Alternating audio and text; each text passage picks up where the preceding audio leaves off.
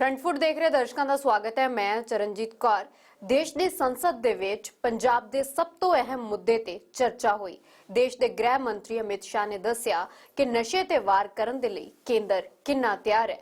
गृह मंत्री ने विरोधियों ਨੂੰ सलाह भी दी है कि नशे के मसले ते सियासत ना होवे। सूबिया ਨੂੰ भी नसीहत दी है कि एनसीबी होवे या फिर एनआईए जिसकी भी मदद लैनी है लो, पर नशे ते नकेल कसी जाए। हालांकि उन्होंने पंजाब ते सवाल भी खड़े किए ने, कह रहे ने कि पंजाब चो नशा घट फड़िया जांदा है। जितना भी बड़ा अपराधी है 2 साल में स्थिति ऐसी आने वाली है, इसकी जगह जेल की सलाखों के पीछे। बीएसएफ को अधिकार देते हैं तो कहते हैं राज्यों के अधिकार ले लिए, तो बीएसएफ वहां क्या करेगी भी? जो लोग इसको पॉलिटिकल इश्यू बना रहे हैं वो ड्रग के कारोबार का समर्थन कर रहे हैं। एजेंसियां निहत्ती होकर काम नहीं कर सकती। मान्यवर एजेंसियों को अधिकार देना पड़ेगा। देश की सीमा है, बंदरगाह है, बंदरगाह से आएगा, हम पकड़ेंगे तो अच्छा किया या बुरा किया। अब पंजाब में नहीं पकड़ा जाता है तो क्या बिट्टू साहब कह सकते हैं पंजाब में ड्रग नहीं है? कोऑपरेशन, कोऑर्डिनेशन और कोलैबोरेशन नहीं होता है, हम इस लड़ाई को जीत नहीं सकते। तो 3 स्तर पर त्रिसूत्रीय फॉर्मूला पर हम आगे बढ़े हैं और ये तीनों इसमें हमने जीरो टॉलरेंस की नीति अपनाई है। नशे खिलाफ जीरो टॉलरेंस नीति का दावा करते हुए केंद्रीय गृह मंत्री अमित शाह ने विरोधियों को सियासत तो परहेज की सलाह दी है। गुजरात और पंजाब की तुलना करके उन्होंने बीजेपी सरकार की पिठ थापड़न दे विच भी गुरेज नहीं किया। मैंने गुजरात के चुनाव के वक्त एक भाषण सुना कि गुजरात में ड्रग का कारोबार बढ़ गया है, गुजरात से ड्रग पकड़ा जाता है। अरे भाई, देश की सीमा है, बंदरगाह है, बंदरगाह से आएगा, हम पकड़ेंगे तो अच्छा किया या बुरा किया? ये समझ में ही नहीं आ रहा है। अब पंजाब में नहीं पकड़ा जाता है तो क्या बिट्टू साहब कह सकते हैं पंजाब में ड्रग नहीं है? भाई, पकड़ना कोई बुरी बात नहीं है, पकड़ना अच्छी बात है और हम इस कमेंट से कोई हतोत्साह नहीं होंगे और पकड़ेंगे और खत्म करेंगे। नशा कित्थों आउंदा है, उसका रूट की है, इसलिए 2 साल ला के 472 जिलों दे विच मैपिंग की गई है अते नशे का रूट केंद्र ने सूबियां दे नाल साझा कर दिता है। बीएसएफ को अधिकार देते हैं तो कहते हैं राज्यों के अधिकार ले लिए, तो बीएसएफ वहां क्या करेगी भाई? आप बताइए मुझे, क्या करेगी? मान्यवर, ये ऐसा मसला नहीं है। और बीएसएफ कौन सी फॉरेन एजेंसी है? हमारे देश के दुश्मन ड्रग भेज रहे हैं, बीएसएफ वाले पकड़ेंगे, केस करने का अधिकार नहीं है। एसएसबी वाले पकड़ेंगे, केस करने का अधिकार नहीं है। क्या करेंगे निहत्था बैठकर? जो लोग इसको पॉलिटिकल इश्यू बना रहे हैं वो ड्रग के कारोबार का समर्थन कर रहे हैं। एजेंसियां निहत्ती होकर काम नहीं कर सकती। मान्यवर एजेंसियों को अधिकार देना पड़ेगा और मेरा स्पष्ट मानना है कि एजेंसियों को अधिकार देना चाहिए। हमारी एजेंसियों पर, देश की एजेंसियों पर, देश का संसद को अगर भरोसा नहीं है। केंद्रीय गृह मंत्री ने सूबे ਨੂੰ अपील की है कि एनआईए ਅਤੇ एनसीबी जिस भी एजेंसी की मदद की लोड़ है तुरंत लई जाए। हुण तक 42 केसां की जांच सूबा, एनआईए ਅਤੇ एनसीबी ਦੀਆਂ एजेंसियां मिल के कर रही ने। गृह मंत्री ने लंघे कुछ महीनों 12 सूबों च करवाईਆਂ गईਆਂ एनआईए रेड्स बारे भी सदन च जानकारी दी है। नाल ही सूबा सरकारां नूं 3 सूत्री फॉर्मूला फॉलो करने की सलाह भी। एनसीबी पूरे देश भर में जांच कर सकती है और एनआईए विदेश में जाकर भी जांच कर सकती है।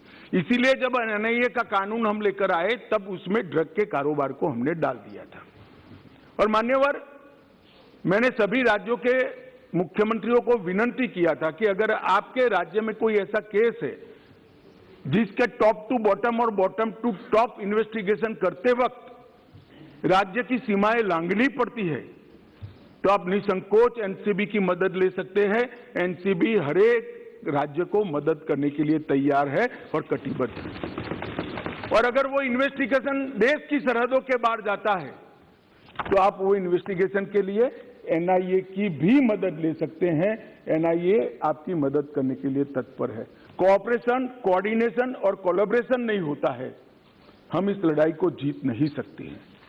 तो 3 स्तर पर त्रिसूत्रीय फॉर्मूला पर हम आगे बढ़े हैं। ਅਕਤੂਬਰ ਮਹੀਨੇ 'ਚ ਕੇਂਦਰ ਸਰਕਾਰ ਨੇ BSF ਦੇ ਅਧਿਕਾਰਾਂ 'ਚ ਇਜ਼ਾਫਾ ਕੀਤਾ ਸੀ। ਪੰਜਾਬ 'ਚ BSF ਦਾ ਦਾਇਰਾ 15 ਕਿਲੋਮੀਟਰ ਤੋਂ ਵਧਾ ਕੇ 50 ਕਿਲੋਮੀਟਰ ਕੀਤਾ ਗਿਆ ਸੀ। ਇਸ ਤੇ ਸਿਆਸੀ ਵਿਰੋਧੀਆਂ ਨੇ ਖੂਬ ਸਵਾਲ ਖੜੇ ਕੀਤੇ ਸਨ। ਉਹਨਾਂ ਸਵਾਲਾਂ ਦਾ ਜਵਾਬ ਵੀ ਮੰਤਰੀ ਨੇ ਸਦਨ 'ਚ ਦਿੱਤਾ ਹੈ। जब BSF को अधिकार देते हैं तो कहते हैं राज्यों के अधिकार ले लिए, तो BSF वहां क्या करेगी भाई? आप बताइए मुझे, क्या करेगी? मान्यवर, ये ऐसा मसला नहीं है। और BSF कौन सी फॉरेन एजेंसी है? हमारे देश के दुश्मन ड्रग भेज रहे हैं, BSF वाले पकड़ेंगे, केस करने का अधिकार नहीं है। SSB वाले पकड़ेंगे, केस करने का अधिकार नहीं है। क्या करेंगे निहत्था बैठकर? जो लोग इसको पॉलिटिकल इश्यू बना रहे हैं वो ड्रग के कारोबार का समर्थन कर रहे हैं। एजेंसियां निहत्थी होकर काम नहीं कर सकती मान्यवर, एजेंसियों को अधिकार देना पड़ेगा। ਗ੍ਰਹਿ ਮੰਤਰੀ ਨੇ ਸਦਨ 'ਚ ਖੂਬ ਦਾਅਵੇ ਕੀਤੇ ਨੇ, ਜਿਨ੍ਹਾਂ ਤੇ ਵਿਰੋਧੀਆਂ ਨੇ ਸਵਾਲ ਵੀ ਖੜੇ ਕੀਤੇ ਨੇ। ਪਰ ਇਹ ਤਸਵੀਰਾਂ ਸਰਹੱਦੀ ਸੂਬੇ ਦੀ ਫਿਕਰ ਵਧਾਉਣ ਲਈ ਕਾਫੀ ਨੇ। ਇੱਕ ਤਸਵੀਰ ਫਾਜ਼ਿਲਕਾ ਦੀ ਹੈ ਤੇ ਇੱਕ ਫਿਰੋਜ਼ਪੁਰ ਦੀ। ਦੋਵਾਂ ਥਾਵਾਂ ਤੋਂ ਹੈਰੋਇਨ ਬਰਾਮਦ ਕੀਤੀ ਗਈ ਹੈ। ਫਾਜ਼ਿਲਕਾ 'ਚ ਪਾਕਿਸਤਾਨ ਭਾਰਤ ਸਰਹੱਦ ਤੇ ਸੰਘਣੀ ਧੁੰਦ ਅਤੇ ਕੋਰੇ ਦੇ ਸਹਾਰੇ ਨਾਲ ਨਸ਼ੇ ਦੀ ਵੱਡੀ ਖੇਪ ਭੇਜੀ ਗਈ ਹੈ। BOP NS ਵਾਲਾ 'ਚ ਫੈਂਸਿੰਗ ਤੋਂ ਪਾਈਪ ਦੇ ਜ਼ਰੀਏ 25 ਪੈਕੇਟ ਹੈਰੋਇਨ ਭੇਜੀ ਗਈ ਹੈ, ਜਿਸ ਨੂੰ BSF ਅਤੇ ਪੰਜਾਬ ਪੁਲਿਸ ਨੇ ਬਰਾਮਦ ਕਰ ਲਿਆ। BSF ਨੇ ਹਲਚਲ महसूस करन ते फायरिंग की थी। स्मगलर तो फरार हो गए पर नशा सुट गए। 25 पैकेट ਜਿਹੜੇ 26 ਕਿਲੋ 430 ਗ੍ਰਾਮ ਉਹਦੇ ਚ along with the packing material ਉਹਨਾਂ ਬੰਦਾ। ਜਿਵੇਂ ਇਹਨਾਂ ਦੇ BSF ਦੇ ਜਵਾਨ ਪੂਰੇ ਅਲਰਟ ਸੀਗੇ, ਉਹਨਾਂ ਨੇ ਆਪਣੀ ਅਲਰਟਨੈਸ ਦਿਖਾਉਂਦੇ ਹੋਏ ਉਹਨਾਂ ਵੱਲ ਫਾਇਰਿੰਗ ਕੀਤੀ ਤੇ ਉਹ ਉੱਥੋਂ ਦੌੜ ਗਏ ਜਿਹੜੇ ਸਮਗਲਰ। ਫਿਰੋਜ਼ਪੁਰ ਅਤੇ ਫਾਜ਼ਿਲਕਾ 'ਚ ਬੇਸ਼ੱਕ BSF ਨੇ ਨਾਪਾਕ ਗੁਆਂਢੀਆਂ ਦੇ ਇਰਾਦੇ ਖਾਕ ਕਰ ਦਿੱਤੇ ਨੇ, ਪਰ ਆਏ ਦਿਨ ਸਰਹੱਦ ਤੋਂ ਆਉਂਦੀਆਂ ਇਹ ਤਸਵੀਰਾਂ ਨਾ ਸਿਰਫ ਪੰਜਾਬ ਬਲਕਿ ਕੇਂਦਰ ਲਈ ਵੀ ਚੁਣੌਤੀ ਨੇ। ਕਦੇ ਡਰੋਨਸ ਤੇ ਕਦੇ ਬੰਦਰਗਾਹਾਂ ਤੋਂ ਆਉਂਦਾ ਨਸ਼ਾ ਬੇਸ਼ੱਕ ਫੜਿਆ ਵੀ ਜਾਂਦਾ ਹੈ, ਪਰ ਸਰਹੱਦ ਤੋਂ ਜਿਸ ਤਰ੍ਹਾਂ ਦੇ ਨਾਲ ਨਸ਼ਾ ਸਮਗਲਿੰਗ ਹੋ ਰਹੀ ਹੈ ਉਸ ਨੂੰ ਰੋਕਣ ਦੇ ਲਈ ਠੋਸ ਹੱਲ ਦੀ ਲੋੜ ਹੈ, ਤਾਂ ਜੋ ਦੁਸ਼ਮਣ ਮੁੜ ਤੋਂ ਅਜਿਹੀਆਂ ਕੋਝੀਆਂ ਕਾਲੀਆਂ ਕਰਤੂਤਾਂ ਕਰਨ ਤੋਂ ਖੌਫ ਖਾਏ। ਚੀਨ ਦੇ ਵਿੱਚ ਹੈ ਕੋਰੋਨਾ ਦਾ ਕਹਿਰ। ਕੀ ਆ ਗਈ ਹੈ ਕੋਰੋਨਾ ਦੀ ਨਵੀਂ ਲਹਿਰ? ਇਸ ਬਾਬਤ ਤੁਹਾਨੂੰ ਦੱਸਾਂਗੇ ਬ੍ਰੇਕ ਦਿਸ ਪਾਰ।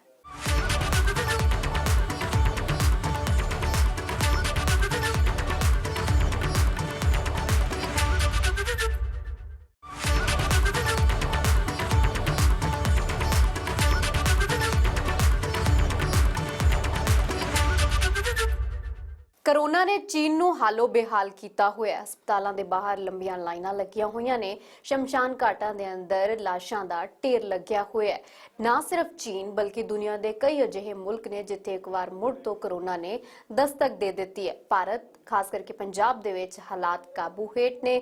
ਘਬਰਾਉਣ ਦੀ ਕੋਈ ਲੋੜ ਨਹੀਂ ਹੈ, ਪਰ ਇਹਤਿਆਤ ਵਰਤਣ ਦੇ ਲਈ ਆਖਿਆ ਗਿਆ ਹੈ। ਸਿਹਤ ਮੰਤਰੀ ਦੇ ਵੱਲੋਂ ਮੀਟਿੰਗ ਵੀ ਕੀਤੀ ਗਈ ਹੈ। ਕੇਂਦਰ ਦੇ ਵੱਲੋਂ ਐਡਵਾਈਜ਼ਰੀ ਵੀ ਜਾਰੀ ਕੀਤੀ ਗਈ ਹੈ। ਕੀ ਨੇ ਹਦਾਇਤਾਂ ਇਹ ਵੀ ਜਾਣੋ। ਪਰ ਭਾਰਤ ਦੇ ਵਿੱਚ ਫਿਲਹਾਲ ਹਾਲਾਤ ਠੀਕ ਨੇ।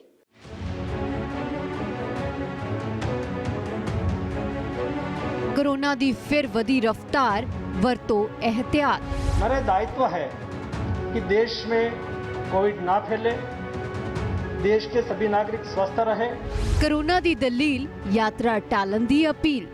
भारत जोड़ो यात्रा को रोकने के लिए उनका षड्यंत्र है।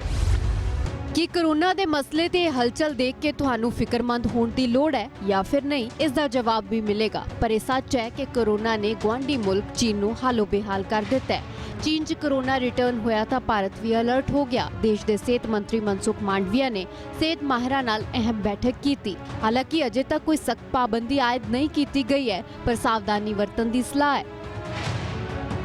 प्रिकॉशन डोज सबको लगनी चाहिए, लेकिन लगी है सिर्फ 27-28%। तो हम अपील करेंगे कि प्रिकॉशन डोज जिसको नहीं लगी है वो ले लीजिए। हमें इसके अलावा भी जनरल प्रिकॉशंस लेनी है, जो कि कोविड अप्रोप्रिएट बिहेवियर की बात हम करते हैं। उसकी एडवाइजरी अभी भी हम क्या कहते हैं कि अगर हम क्राउडेड प्लेस में हैं, चाहे बाहर, जैसे मैं अब क्राउडिंग में आ गया हूं, तो मुझे मास्क लगाना है।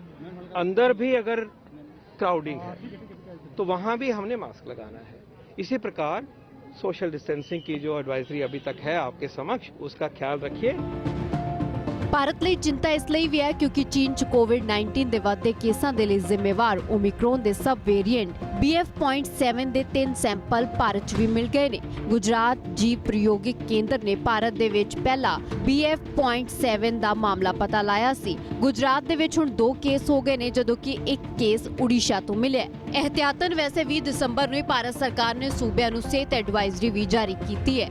ਸਿਹਤ ਮੰਤਰਾਲੇ ਦੇ ਵੱਲੋਂ 5 ਸੂਤਰੀ ਏਜੰਡਾ ਉਲੀਕਿਆ ਗਿਆ ਹੈ। 5 ਸੂਤਰੀ ਪਲਾਨ ਦੇ ਮੁਤਾਬਿਕ ਟੈਸਟ ਕੀਤੇ ਜਾਣ, ਫਿਰ ਟਰੈਕ ਕਰ ਟ੍ਰੀਟ ਕੀਤਾ ਜਾਏ, ਵੈਕਸੀਨੇਸ਼ਨ ਹੋਵੇ ਤੇ ਆਖਿਰ ਤੇ ਨਿਯਮਾਂ ਦੀ ਪਾਲਣਾ ਵੀ ਜ਼ਰੂਰੀ ਹੈ।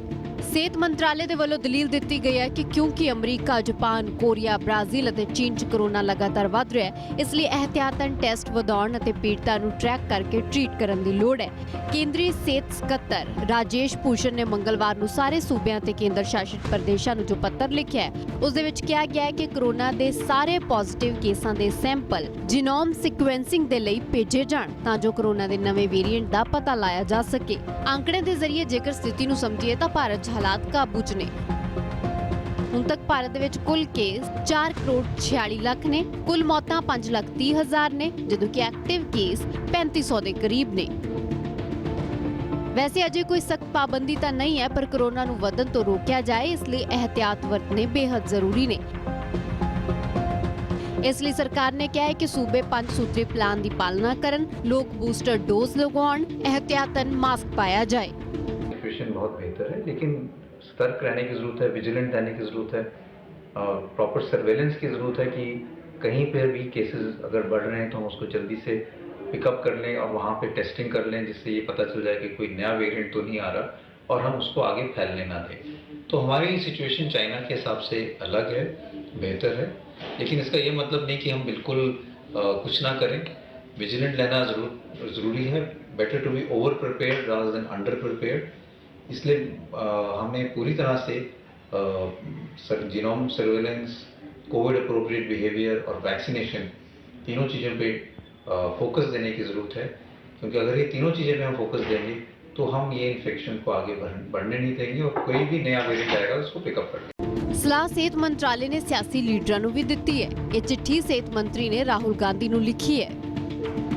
ਕਰੋਨਾ ਮਹਾਮਾਰੀ ਇੱਕ ਸਰਵਜਨਕ ਐਮਰਜੈਂਸੀ ਸਥਿਤੀ ਹੈ। ਇਸ ਦੇ ਲਈ ਦੇਸ਼ ਹਿੱਤ ਦੇ ਵਿੱਚ ਭਾਰਤ ਜੋੜੋ ਯਾਤਰਾ ਨੂੰ ਮੁਲਤਵੀ ਕਰਨ ਦਾ ਫੈਸਲਾ ਲਿਆ ਜਾ ਸਕਦਾ ਹੈ। ਰਾਜਸਥਾਨ 'ਚ ਚੱਲ ਰਹੀ ਭਾਰਤ ਜੋੜੋ ਯਾਤਰਾ 'ਚ ਕੋਵਿਡ ਗਾਈਡਲਾਈਨਸ ਦੀ ਸਖਤੀ ਦੇ ਨਾਲ ਪਾਲਣਾ ਹੋਣੀ ਚਾਹੀਦੀ ਹੈ। ਯਾਤਰਾ ਨਾਲ ਜੁੜੇ ਲੋਕਾਂ ਨੂੰ ਮਾਸਕ ਅਤੇ ਸੈਨੀਟਾਈਜ਼ਰ ਦੀ ਵਰਤੋਂ ਕਰਵਾਈ ਜਾਵੇ।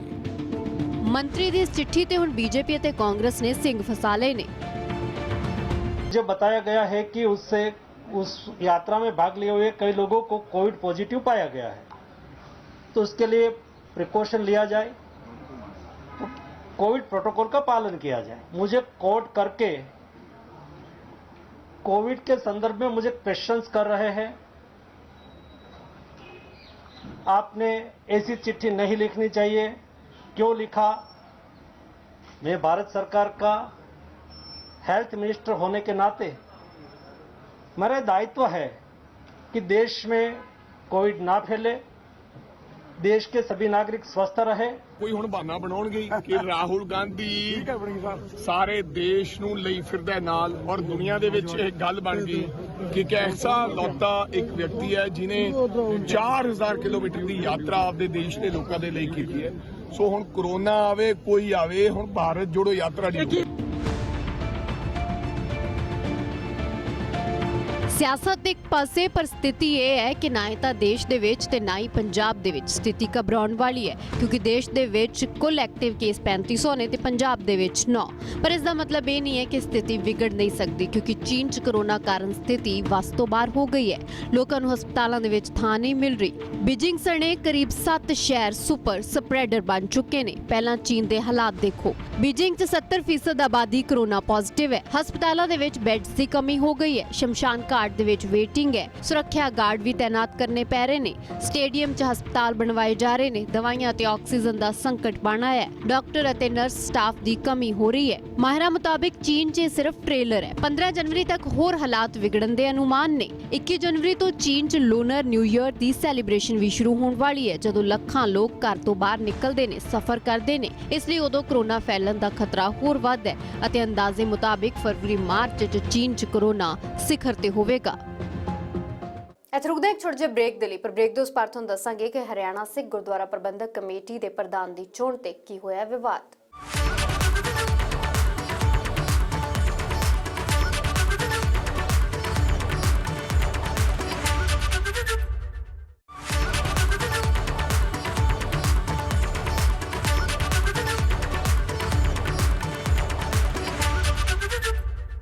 ਹਰਿਆਣਾ ਸਿੱਖ ਗੁਰਦੁਆਰਾ ਪ੍ਰਬੰਧਕ ਕਮੇਟੀ ਨੂੰ ਨਵਾਂ ਪ੍ਰਧਾਨ ਮਿਲ ਗਿਆ। ਕਰਮਜੀਤ ਸਿੰਘ ਨੂੰ ਨਵਾਂ ਪ੍ਰਧਾਨ ਚੁਣਿਆ ਗਿਆ, ਪਰ ਸਾਬਕਾ ਪ੍ਰਧਾਨ ਬਲਜੀਤ ਸਿੰਘ ਦਾਦੂਵਾਲ ਨੂੰ ਇਹ ਨਵੀਂ ਪ੍ਰਧਾਨਗੀ ਦੀ ਚੋਣ ਪਸੰਦ ਨਹੀਂ ਆਈ ਹੈ। ਨਾ ਸਿਰਫ ਦਾਦੂਵਾਲ ਬਲਕਿ ਐਸਜੀਪੀਸੀ ਨੇ ਵੀ ਸਵਾਲ ਖੜੇ ਕੀਤੇ ਨੇ, ਮਰਿਆਦਾ ਦੇ ਉਲੰਘਣ ਦੇ ਇਲਜ਼ਾਮ ਲਾ ਦਿੱਤੇ ਨੇ। ਚੀਜ਼ ਨਾਲ ਸਹਿਮਤ ਨਹੀਂ ਆ ਕਿ ਮਹੰਤ ਕਰਮਜੀਤ ਸਿੰਘ ਦੀ ਜਿਹੜਾ ਅੱਜ ਅਨਾਉਂਸ ਕੀਤਾ ਗਿਆ ਮਨਾ ਲਾਂਗੇ ਆਪਾਂ, ਸਾਰਿਆਂ ਨੂੰ ਮਨਾ ਲੈਣਾ। ਮਹੰਤ ਬਲਜੀਤ ਸਿੰਘ ਜੀ ਦਾਦੂਵਾਲ ਵੱਲੋਂ ਬਾਈਕਾਟ ਕਰ ਦੇਣਾ, ਉਹ ਵੀ ਇਹ ਗੱਲ ਦਰਸਾਉਂਦਾ ਹਰਿਆਣਾ ਕਮੇਟੀ ਜਿਹੜੀ ਆ ਉਹਦੀ ਕਿੱਥੇ ਤੱਕ ਕਿਸ ਤਰਜ ਤੱਕ ਸਰਕਾਰੀਕਰਨ ਹੋਇਆ, ਉਹ ਅੱਜ ਪ੍ਰੂਵ ਹੋ ਗਿਆ। ਹਰਿਆਣਾ ਸਿੱਖ ਗੁਰਦੁਆਰਾ ਪ੍ਰਬੰਧਕ ਕਮੇਟੀ ਦਾ ਨਵਾਂ ਪ੍ਰਧਾਨ ਬਲਜੀਤ ਸਿੰਘ ਦਾਦੂਵਾਲ ਨੂੰ ਨਹੀਂ ਹੈ ਪ੍ਰਵਾਨ, ਇਸੇ ਲਈ ਤਾਂ ਉਹਨਾਂ ਨੇ ਚੋਣ ਦਾ ਬਾਈਕਾਟ ਕੀਤਾ ਹੈ। ਹਰਿਆਣਾ ਸਿੱਖ ਗੁਰਦੁਆਰਾ ਪ੍ਰਬੰਧਕ ਕਮੇਟੀ ਦੇ ਨਵੇਂ ਪ੍ਰਧਾਨ ਕਰਮਜੀਤ ਸਿੰਘ ਨੂੰ ਬਣਾਇਆ ਗਿਆ ਹੈ, ਜਿਸ ਨਾਲ ਸਾਬਕਾ ਪ੍ਰਧਾਨ ਸਹਿਮਤ ਨਹੀਂ ਨੇ। ਕਹਿਣਾ ਚਾਹੁੰਦਾ ਕਿ ਜਿਨ੍ਹਾਂ ਨੇ ਹਰਿਆਣਾ ਸਿੱਖ ਗੁਰਦੁਆਰਾ ਪ੍ਰਬੰਧਕ ਕਮੇਟੀ ਵਾਸਤੇ ਕੁਝ ਨਹੀਂ ਕੀਤਾ ਜੇਕਰ ਉਹ ਅੱਜ ਪ੍ਰਧਾਨ ਨੇ ਤਾਂ ਉਹਨਾਂ ਨੂੰ ਸਵਾਗਤ ਹੈ ਜੀ, ਸਦਕੇ ਉਹ ਕਰਨ। ਔਰ ਅਸੀਂ ਹਰਿਆਣਾ ਸਿੱਖ ਗੁਰਦੁਆਰਾ ਪ੍ਰਬੰਧਕ ਕਮੇਟੀ ਦੇ ਵਾਸਤੇ ਆਪਣੀ ਸੇਵਾ ਜਿਹੜੀ ਬਤੌਰ ਮੈਂਬਰ ਦਿੰਦੇ ਹਾਂ। ਚੀਜ਼ ਨਾਲ ਸਹਿਮਤ ਨਹੀਂ ਆ ਕਿ ਮਹੰਤ ਕਰਮਜੀਤ ਸਿੰਘ ਦੀ ਜਿਹੜਾ ਅੱਜ ਅਨਾਉਂਸ ਕੀਤਾ ਗਿਆ। ਵੈਸੇ ਨਵੇਂ ਪ੍ਰਧਾਨ ਆਸਵੰਦ ਨੇ ਕਿ ਉਹ ਸਾਬਕਾ ਪ੍ਰਧਾਨ ਨੂੰ ਮਨਾ ਲੈਣਗੇ। ਮਨਾ ਲਾਂਗੇ ਆਪਾਂ, ਸਾਰਿਆਂ ਨੂੰ ਮਨਾ ਲੈਣਾ। ਤੁਹਾਨੂੰ ਸੁਨੇਹਾ ਦਿਆਂਗੇ, ਸਹਿਯੋਗ ਦਿਓ, ਗੁਰੂ ਘਰ ਦੀ ਅਸੀਂ ਵੀ ਸੇਵਾ ਕਰ ਰਹੇ ਹਾਂ। ਪ੍ਰਧਾਨਗੀ ਦੀ ਇਸ ਚੋਣ ਤੇ ਇਤਰਾਜ਼ ਸਿਰਫ ਦਾਦੂਵਾਲ ਨੇ ਹੀ ਨਹੀਂ, ਸਗੋਂ ਸ਼੍ਰੋਮਣੀ ਗੁਰਦੁਆਰਾ ਪ੍ਰਬੰਧਕ ਕਮੇਟੀ ਨੇ ਵੀ ਜਤਾਇਆ। ਚੋਣ ਦੌਰਾਨ ਗੁਰੂ ਮਰਿਆਦਾ ਦਾ ਖਿਆਲ ਨਾ ਰੱਖਣ ਦੇ ਇਲਜ਼ਾਮ ਲਾਏ ਨੇ। ਸਵਾਲ ਹਰਿਆਣਾ ਸਰਕਾਰ ਤੇ ਵੀ ਚੁੱਕੇ ਗਏ ਨੇ। ਅੱਜ ਸਾਰੀ ਪ੍ਰਕਿਰਿਆ ਜਿਹੜੀ ਆ ਉਹ ਪ੍ਰਕਿਰਿਆ ਇਹਨਾਂ ਨੇ ਅੱਜ ਸਾਰੀ ਜਿਹੜੀ ਆ ਉਹ ਖਤਮ ਕਰ ਦਿੱਤੀ। ਅੱਜ ਜਿਹੜੀ ਚੋਣ ਹੋਈ ਆ ਅਹੁਦੇਦਾਰਾਂ ਦੀ, ਇਹ ਡਿਪਟੀ ਕਮਿਸ਼ਨਰ ਦੇ ਆਫਿਸ ਦੇ ਵਿੱਚ ਹੋਈ ਹੈ, ਜਿਹੜੀ ਸਿੱਖ ਪੰਥ ਦੀਆਂ ਮਹਾਨ ਪਰੰਪਰਾਵਾਂ ਦੀ ਬੜੀ ਵੱਡੀ ਉਲੰਘਣਾ ਆ। ਤੇ ਇਹ ਵੀ ਗੱਲ ਅੱਜ ਦਰਸਾਉਂਦੀ ਆ ਕਿ ਇਹ ਸਿੱਖਾਂ ਦੀ ਚੁਣੀ ਹੋਈ ਵਾਹਦ ਸੰਸਥਾ ਨਹੀਂ, ਇਹ ਕੇਵਲ ਤਾਂ ਕੇਵਲ ਸਰਕਾਰ ਦੀ ਚੁਣੀ ਹੋਈ ਸੰਸਥਾ ਹੈ। 17 ਦਸੰਬਰ ਨੂੰ ਜਗਦੀਸ਼ ਸਿੰਘ ਚਿੰਡਾ ਨੇ ਪ੍ਰਧਾਨਗੀ ਅਹੁਦੇ ਤੋਂ ਅਸਤੀਫਾ ਦਿੱਤਾ ਸੀ। ਇਸ ਤੋਂ ਬਾਅਦ ਨਵਾਂ ਪ੍ਰਧਾਨ ਕਰਮਜੀਤ ਸਿੰਘ ਨੂੰ ਚੁਣਿਆ ਗਿਆ, ਪਰ ਇਹ ਫੈਸਲਾ ਦਾਦੂਵਾਲ ਨੂੰ ਪਸੰਦ ਨਹੀਂ ਆਇਆ। ਵੈਸੇ ਕੋਈ ਪਹਿਲੀ ਦਫਾ ਨਹੀਂ ਹੈ ਜਦੋਂ ਹਰਿਆਣਾ ਸਿੱਖ ਗੁਰਦੁਆਰਾ ਪ੍ਰਬੰਧਕ ਕਮੇਟੀ ਸਵਾਲਾਂ 'ਚ ਆਈ ਹੋਵੇ। ਜਦੋਂ ਤੋਂ ਸੁਪਰੀਮ ਕੋਰਟ ਨੇ ਹਰਿਆਣਾ ਸਿੱਖ ਗੁਰਦੁਆਰਾ ਪ੍ਰਬੰਧਕ ਕਮੇਟੀ ਦੀ ਮਾਨਤਾ ਬਰਕਰਾਰ ਰੱਖੀ ਹੈ, ਉਦੋਂ ਤੋਂ ਹੀ ਐਸਜੀਪੀਸੀ ਵਿਰੋਧ ਜਤਾਉਂਦੀ ਆ ਰਹੀ ਹੈ। ਪਰ ਹੁਣ ਐਸਜੀਪੀਸੀ ਦੇ ਨਾਲ ਹੀ ਸਾਬਕਾ ਪ੍ਰਧਾਨ ਨੇ ਵੀ ਸਵਾਲ ਖੜੇ ਕਰ ਦਿੱਤੇ ਨੇ ਨਵੇਂ ਪ੍ਰਧਾਨ ਤੇ। ਹਰਿਆਣਾ ਦੇ ਬਾਅਦ ਹੁਣ ਬ੍ਰੇਕ ਦੇ ਉਸ ਪਾਰ ਗੱਲ ਕਰਾਂਗੇ ਦਿੱਲੀ ਦੀ, ਜਿੱਥੇ ਰੋਹਿਣੀ ਦੇ ਐਸਡੀਐਮ ਨੇ ਗੁਰਦੁਆਰਾ ਸਾਹਿਬ ਬਾਬਤ ਦਿੱਤਾ ਸੀ ਇੱਕ ਵਿਵਾਦਿਤ ਫਰਮਾਨ, ਜਿਸ ਨੂੰ ਲੈਣਾ ਪਿਆ ਤੁਰੰਤ ਵਾਪਸ।